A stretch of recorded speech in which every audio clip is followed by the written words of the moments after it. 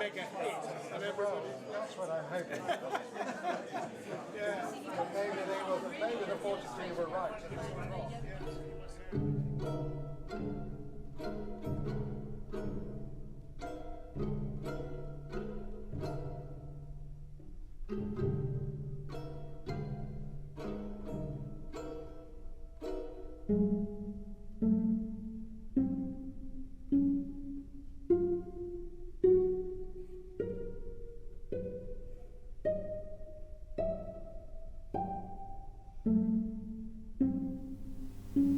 I'm fascinated by paradox.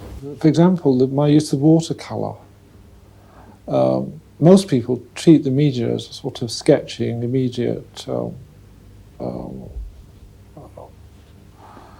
Sunday afternoon adventure, and sometimes it is a very good adventure, and many great things have been made in that spirit. But I'm fascinated with the fact that one can lay this immaterial substance, layer it on top of another, building up a resonance of gradations of colour, which equate light, colour and light,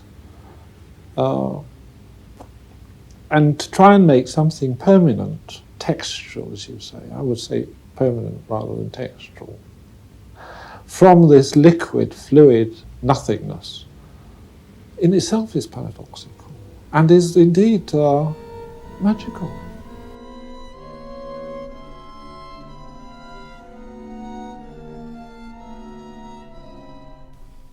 The reason for me using gold leaf is that gold conveys its own inner radiance, and it's that quality of inner radiance or inner light which fascinates me. It's a resonant light. It suggests it has a light within itself, as well as reflected from its surface. It's magic. And this quality of inner light has become more and more important in the two-dimensional work.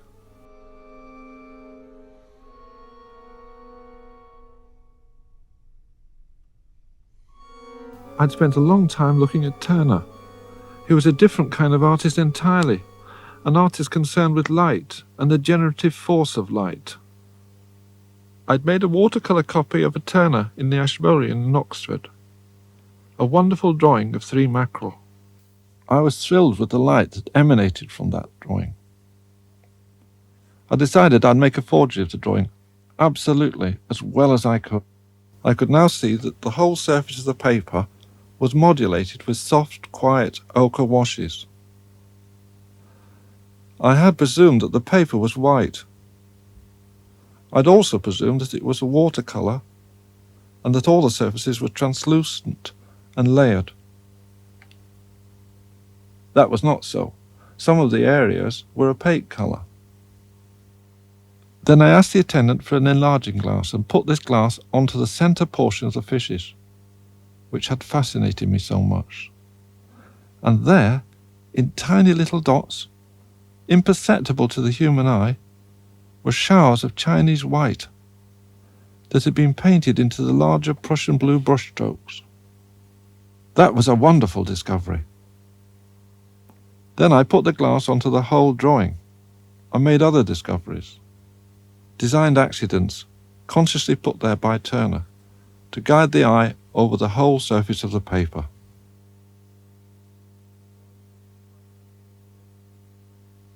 So I came to the Michelangelo drawings with this background from the Turner influence, which had lasted for nearly 2 years. And the Michelangelo drawings managed to do both. They had this sense of light, or rather they appeared to me to have this sense of inner light, combined with a sculptural awareness which was profound.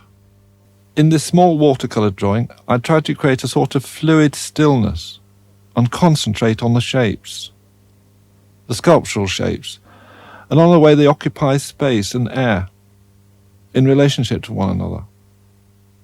So, I left colour, dealt entirely with monochrome, and built up the picture surface by layers of watercolour. I then introduced a single colour. And then, as 2 or 3 years went on, Gradually, I increased my use of colour until I had returned to a span of colour relationships. I think D.H. Lawrence said that one has to have a gizzard of an ostrich to digest all the brass tacks of modern art theory. Well, that may be so, but one nevertheless has to digest them. One has to find one's way, and I think probably this is Cézanne's great example to us all. And it meant that I was influenced by very many artists, mostly European artists. Thinking back on it now, the American Expressionist exhibition at the Tate was such a fundamental shock to all of us when we were students at the Slade. And many of my colleagues and contemporaries were deeply affected by that shock. But in a sense, I felt that my feet were in England, and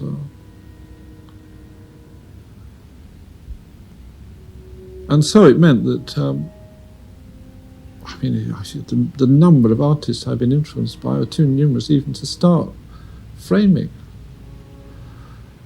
It's almost as though one has to try and learn through emulating other people. It wasn't until 75 that my own voice began to peep about, and I think all artists recognise that. They recognise when the voice starts to take shape, and I certainly did recognise it in my work.